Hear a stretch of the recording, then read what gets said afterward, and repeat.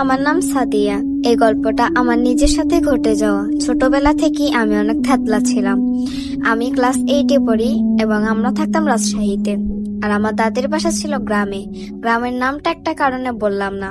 আমি আর আমার মামাতো বোন মিম, আমরা ভাবলাম আমার দাদুর বাসায় যাব বেড়াতে। আমি আমার আম্মুকে বললাম, আম্মু বলল আচ্ছা যা। কিন্তু আমার মামাতো বোনের মা যেতে দিচ্ছিল না।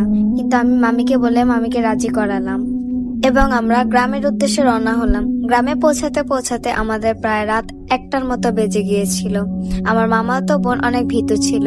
ও বলছিল চল আমরা স্টেশনেই থেকে যাই, যেহেতু গ্রামের পথ এখন কোনো ভ্যান গাড়ি চলবে না। এটা আমাদের জীবনের সব থেকে ভয়ঙ্কর রাতের মধ্যেও ছিল। আমরা ট্রেন থেকে নেমে পড়লাম। জায়গাটা অনেক শুনশান। আমি আর আমার মামাতো বোন আর একটা ছেলে নেমে পড়লাম। ছেলেটা হাঁটতে হাঁটতে চলে গেল। ওর বাড়িটা কাছে। ও ছেলেটি বলল, আপু আজকের রাতটা আমাদের বাসায় থেকে যান, কালকে রওনা দিন। এমনিতে আপনারা মেয়ে। আমরা মানা করে দিলাম। বাসায় চলে গেলে ছেলেটি আমাদের স্টেশনে একটি বসার জায়গায় ব্যাগটা রেখে দিলাম। আমি আর আমার বোন মিম সেখান থেকে একটা দোকান খোলা পেলাম। আমার বোন সেখান থেকে কিছু খাবার কিনতে গেল। আমি চুপচাপ বসে রয়েছি। এমন সময় পেছন থেকে দেখলাম একটা লোক হাসতে হাসতে যাচ্ছে। হাসির সাউন্ডটা শোনা যাচ্ছিল, কিন্তু লোকটার মুখ দেখা যাচ্ছিল না। আমি আবার মিমকে বললাম, কিন্তু সে বলল তুই ভুল দেখেছিস। কিছুক্ষণ পর দেখলাম সে দোকানদার মালিকও বাড়ির উদ্দেশ্যে রওনা দিলেন। সে বাড়ির উদ্দেশ্যে রওনা দেওয়ার কিছুক্ষণ পরে বিদ্যুৎ চলে গেল। কখন শুরু হলো আসল খেলা। আমরা দেখলাম একটি মেয়ে সাদা শাড়ি পরে স্টেশনে দাঁড়িয়ে রয়েছে।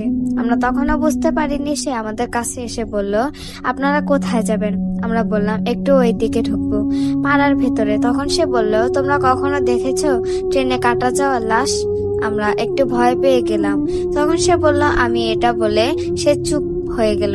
তখনই একটা ঢাকা যাওয়ার ট্রেন আসছিল। আমরা দেখলাম সে ট্রেনে ঝাঁপ দিল। এটা দেখে আমার বোন মিম সেখানে অজ্ঞান হয়ে গেল। আমি এটা দেখে চুপ করে বসে রয়েছি। আমার হাত পা কাঁপছিল।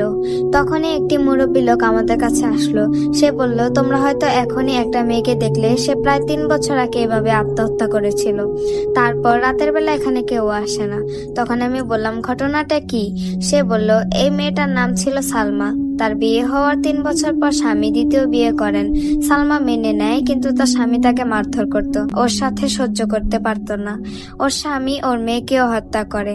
এটা সহ্য করতে পারে না সালমা, তাই সে আত্মহত্যা করে। তারপর থেকে তার লাশ দেখা যায়।